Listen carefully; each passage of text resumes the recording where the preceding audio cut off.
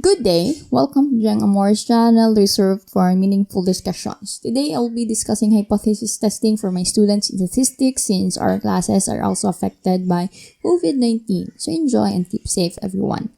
This PowerPoint presentation was used in an MTAP or Mathematics Teachers Association in the Philippines Iloilo chapter during one of its seminars. So I cannot really take credit for this presentation, and I'm only using this since I wasn't able to bring my own statistics materials from the school. So let's get on with the discussion. Anyway, this video has been split into two. The first one has covered the introduction to hypothesis testing, and the second one, which is this one, deals with some tests, Ttest, Ttest, and Ttest proportions for hypothesis testing. So we now go to the discussion. Now to know which test to use for one sample cases only since wala ko disang example nga two sample cases or comparisons. Have a review or review your estimation of parameters. So you have three cases also. You have the sample mean, which is our point estimate against the population mean mu using z-test when n is large. And we have t-test when n is small or less than 30. Then, to compare sample proportions, the point estimate, with the population proportion, we also use the z-test for population proportions. So, please review your estimation of parameters to be familiar with population mean and population proportion. Please pause the video to study the graph. What you need to look at is the first arrow under the level of significance. Then check if the problem is mean or proportion. So if it's a population proportion problem, we do the z-test for population proportion. If it's a population mean problem, we check if the sample size is greater than 30 and we use the z-test. If it's less than 30, the sample size is less than 30, then you use a t-test. So you will need the t-table of values until 30, which we also used in estimation of parameters. The z-test, I hope you remember this from the prelims or from your GE3 lessons, is used to measure how many standard deviation units an individual raw score falls from the mean of the normal distribution. We use this to compare the sample mean to the population mean. Some assumptions for the z-test. The data is an interval or ratio data. Please review your prelims. The sample is a random sample. The standard deviation of the population, the sigma, is known. Number 4, either the distribution of random samples is normal or n is large. So n is large, so if it's at least 30. The formula for the z-test is z is equal to x bar minus mu divided by sigma divided by the square root of n, where x bar is the sample mean, mu is the population mean, sigma is the population standard deviation, and n is the sample size. Example, Excel Tutorial Center claims that students who availed of their services obtained an average score of 520 with a standard deviation of 20 on a scholastic aptitude test. The scores of a random sample of 35 students showed a mean score of 500. Use alpha equals 0.01 to test whether or not the claim of Excel Tutorial Center is indeed correct. Solution. Step 1. State the null and alternative hypothesis. So null hypothesis or HO. There is no significant difference between the sample mean score and the population mean score. So your mu is equal to 520. HA or the alternative hypothesis. There is significant difference between sample mean score and population mean score. So mu is not equal to 520. Then step 2, the level of significance, alpha is equal to 0.01. Step 3, the test statistic. Z-test, since population mean is being tested and n is large, which is equal to 35. Step 4, the type of test is two-tailed, because there is significant difference between sample mean score and population mean score. Wala sang direction. So the direction region Z, alpha over 2 is equal to plus minus 2.575, which we have discussed this one previously. So HO or the null hypothesis will be rejected if Z is less than or equal to negative 2.575 or Z is greater than 2.575. So ara sa ends. ang rejection region. Step 5, you compute for the test statistic. So, you substitute this to the formula. So, z is equal to 500 minus 520 divided by 20 divided by the square root of 35, which is equal to negative 5.916. Looking at the graph, you can see that it falls under the rejection region being less than negative 2.575. Step 6, decision and conclusion. The result is significant. We reject the null hypothesis and claim that the population mean is not 520 or there is significant difference between the sample mean and the population mean. Another example using one-tailed tests. Excel Tutorial Center claims that students who avail of their services obtain an average score of 520 with a standard deviation of 20 on a scholastic aptitude test. The scores of a random sample of 35 students showed a mean score of 500. Use alpha equals 0.01 to test whether or not the claim of Excel Tutorial Center of an average of 520 is too high. The solution. Step 1. State the null and alternative hypothesis. HO. There is no significant difference between the sample mean score and the population mean score. Mu is equal to 520. HA. The sample mean score is significantly lower than the population mean score. So, mu is less than 520. Step 2. The level of significance alpha is equal to 0.01. Step 3. The test statistics is z-test since the population mean is being tested and n is large equal to 35. Step 4. The type of test is one-tailed. So the rejection region z alpha is equal to negative 2.327. So HO will be rejected if z is less than, since, diba, lower than 520, mu is less than 520. If z is less than or equal to negative 2.327, since 0.01 is siya. Hindi siya 0.01 divided by 2, which is 0.05 para mag 2.575. Kadumdum pa managuro ka ba? Step 5. Compute the test statistic, which is still z is equal to 500 minus 520 divided by 20 divided by the square root of 35. So we have negative 5916. Looking at the graph, you can see that it falls under the rejection region being less than negative 2.327. Step 6, decision and conclusion. The result is significant. We reject the null hypothesis and conclude that the claim is too high or the scores of students are significantly lower than 520. Now, for t-tests, another example. Excel Tutorial Center claims that students who availed of their services got an average score of 520 on Scholastic Aptitude Test. The scores of a random sample of 8 students were recorded as follows: 657, 475, 543, 550, 573, 475, 575, 453. Use alpha equals 0.01 to test whether or not the claim is indeed correct.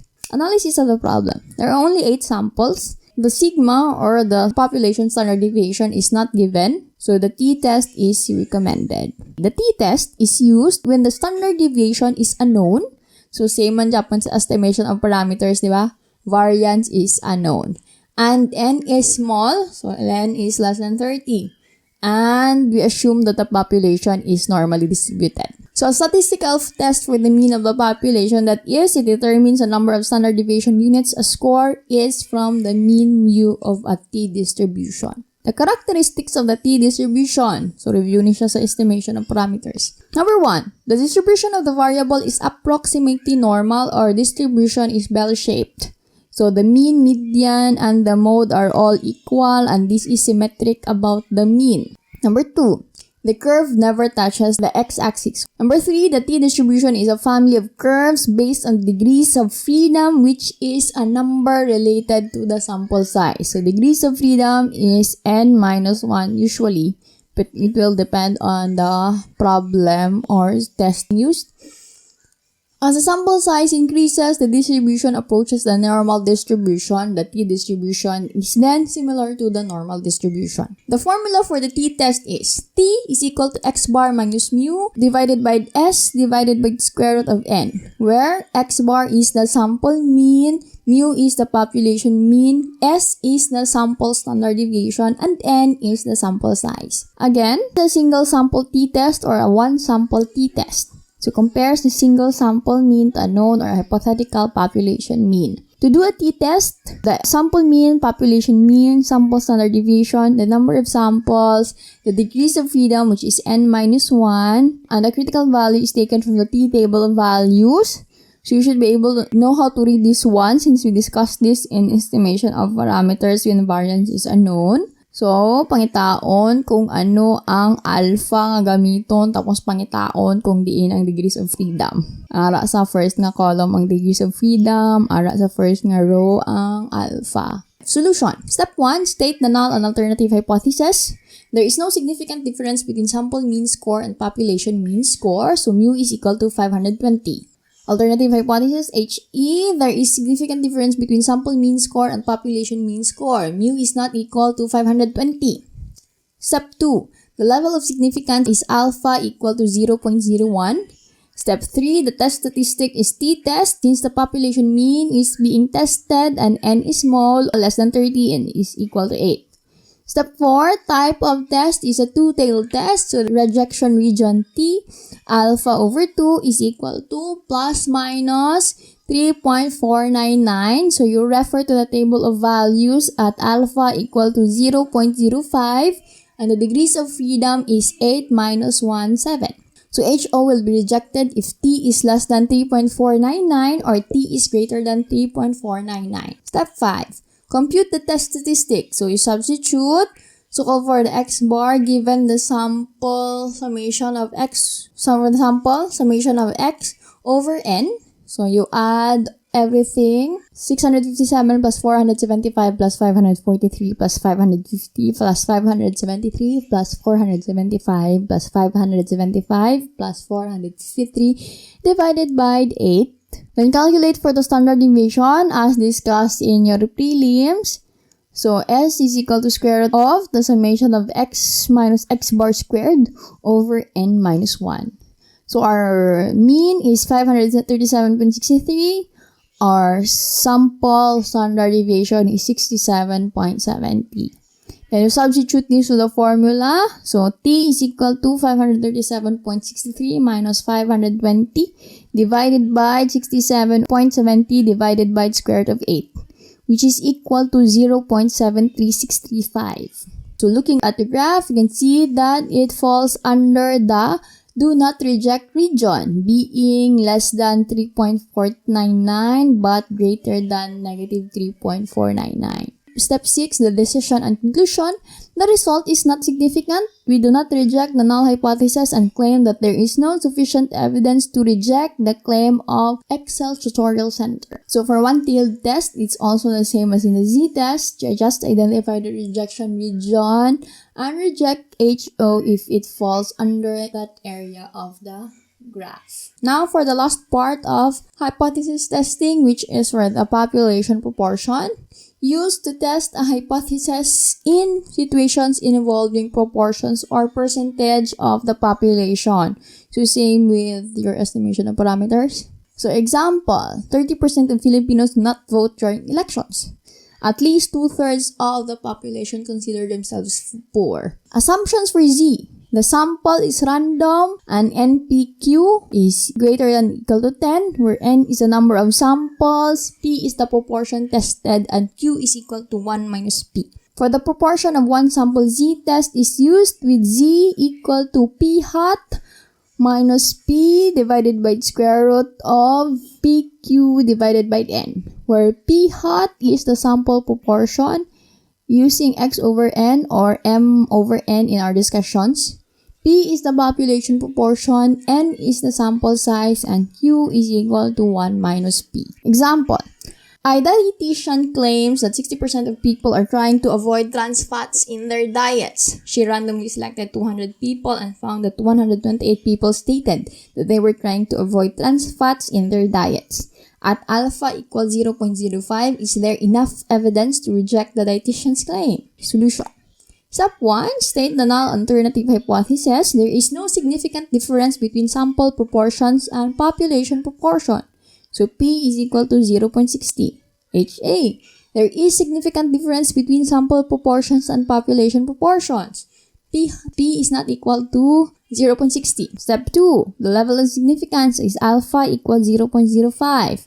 Step 3, the test statistics is z-test since population proportion is being tested and NPQ or 200 times 60 times 0.60 times 0.40 is 48.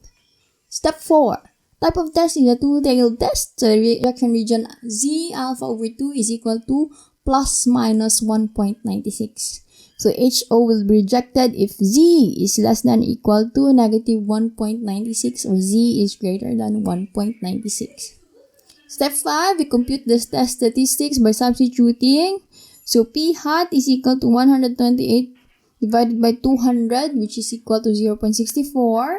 Then using the formula, Z is equal to 0.64 minus 0.60 divided by the square root of 0.60 times 0.40 divided by 200.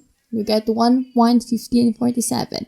Step 6, decide and then include. Since 1.15 is greater than negative 1.96 and less than 1.96, we do not reject the null hypothesis and claim that there is not enough evidence to reject the claim of the dietitian that 16% of the people are avoiding trans fat in their diets.